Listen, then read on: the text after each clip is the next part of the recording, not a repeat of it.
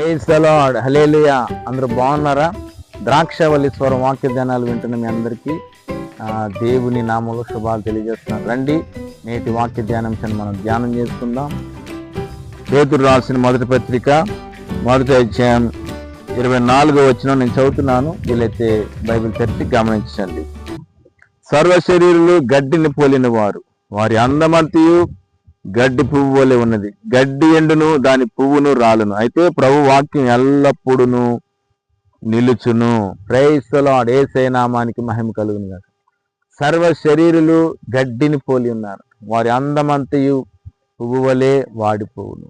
ఎంతో అందంగా చక్కగా వికసించిన పువ్వు మరి ఎండ తగలగానే, సూర్యరశ్మి తగలగానే అది వాడిపోయి ఎలా రాలిపోతుందో, మనం కూడా ఈ లోకంలో బ్రతుకుతున్నంత కాలం అందం గతించిపోయి ఈ జుట్టు అంతా రాలిపోయి వృద్ధాప్యంలోకి వచ్చినట్లుగా మరి వారి అందం అంతా గడ్డి వల్లే ఉన్నదని లేఖనం తెలియజేసినట్లుగా లోకంలో చూస్తే చాలామంది క్రైస్తవ్యంలో కూడా కొంతమంది ఈ కాస్మెటిక్స్ అని అవన్నీ ఇవన్నీ రాసుకుంటా పూసుకుంటా ఫెయిర్ అండ్ లవ్లీ రాస్తూ ఉంటారు.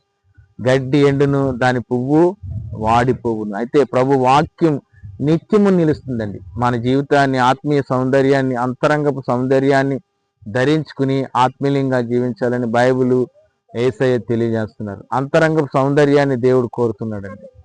అంతరంగాన్ని వాక్యం ద్వారా సౌందర్యం ధరించుకుని ఆత్మీయంగా, ప్రార్థనాపూర్లంగా, విశ్వాసవీరులంగా మనం జీవిస్తే దేవుడు సంతోషించి ముచ్చట పడతారు. వారిని పెండ్లి కుమార్తెగా, వధువుగా మార్చుకుని పరలోక రాజ్యంలో తీసుకెళ్లి యుగాలు ఆయనతో కలిసి మనం జీవించే కృపను దేవుడిస్తారు. కనుక సర్వ శరీరులు గడ్డిని పోలి ఉన్నారు, వారు వీరని కొంతమంది అనలేదు. సర్వ శరీరం నాతో సహా అందరూ కూడా గడ్డిని పోలి ఉన్నారు. గడ్డి పచ్చగా ఉన్నట్టుగా ఉంటుంది, దాన్ని కోస్తే కొంతసేపటికే వాడిపోతుందండి. కనుక మనం ఎన్ని కాస్మెటిక్స్ రాసుకున్నా, ఫెయిర్ అండ్ లవ్లీ రాసుకున్నా, ఎన్ని మన బాహ్యపు అలంకారాలు చేసుకున్నా అవన్నీ వ్యర్థమని బైబిల్ తెలియజేస్తుంది. సామెతల గ్రంథంలో అందం, మోసం, సౌందర్యం వ్యర్థం, గుణవంతులు దేవుని చేత కొనియాడబడతారని. అందం మనం ఎన్ని పూసుకున్నా, ఎన్ని రాసుకున్నా అవన్నీ వ్యర్థమైపోతాయి. వాక్యమనే ఆత్మీయ ఆహారం మనం భుజించి అంతరంగాన్ని, సౌందర్యాన్ని, మన అంతరంగ సౌందర్యాన్ని ధరించుకుంటే నా దేవుడు ఎంతో ముచ్చటపడి ఆనందించి మనల్ని ఆశీర్వదిస్తారు. మన కుటుంబాలు, మన పిల్లల్ని దీవిస్తారు. అందం, మోసం, సౌందర్యం వ్యర్థం. లోక సంబంధమైన సౌందర్యాలు మనం రాసుకోవాలని కాదండి, ఆత్మ సంబంధమైన సౌందర్యాలు ధరించుకుందాం. ఇంకొక లేఖన భాగాన్ని మనం చూద్దాం. అదే పేతురు రాసిన మొదటి పత్రిక 5వ అధ్యాయం 4వ వచనం. ప్రధాన కాపరి ప్రత్యక్షమైనప్పుడు మీరు వాడబారిన మహిమా కిరీటం పొందుతురు. ఏమండి? ప్రధాన కాపరి ప్రత్యక్షమైనప్పుడు మీరు వాడబారని మహిమా కిరీటం పొందుతారు. మనం ముందు చూసిన భాగంలో వాడబారిపోతుంది ఈ సౌందర్యం, ఈ అందమంతా. ఏమండి? వయసులో, యవన కాలంలో ఉన్నప్పుడు ఎంతో అందంగా ఉంటాం. మరి రాను రాను వయసు పెరిగే కొలది మన సౌందర్యం, అందమంతా వాడిపోతూ ఉంటుంది, నుడతలు పడిపోతూ ఉంటుంది, శరీరం అంతా మారిపోతూ ఉంటుంది, ఆకారం మారిపోతూ ఉంటుంది, జుట్టు అంతా ఊడిపోతూ ఉంటుంది. కనుక మనకి ఈ వాడిపోయే మృతతుల్యమైన ఈ అందం కాదు, కానీ దేవుడు ఏమంటున్నారు ఇక్కడ? వాడబారని మహిమా కిరీటం మనకి ఇస్తారు. ఎవరికి ఇస్తారు కిరీటం?